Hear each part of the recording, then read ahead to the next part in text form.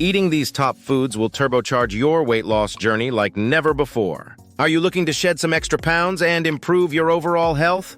Let's talk about the best foods for weight loss approved by a registered dietitian. First up, vegetables are your best friend when it comes to losing weight. They are low in calories but high in nutrients, making them perfect for filling you up without packing on the pounds. Next, don't forget about lean proteins like chicken, fish, and tofu.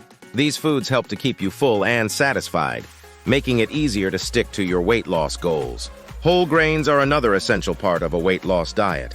Foods like quinoa, brown rice, and oats are packed with fiber, which helps to keep you feeling full and aids in digestion.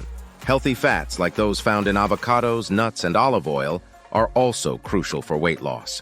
These fats help to keep you satisfied and can even boost your metabolism. Lastly, don't forget about hydration. Drinking plenty of water throughout the day can help to curb cravings and keep your metabolism running smoothly.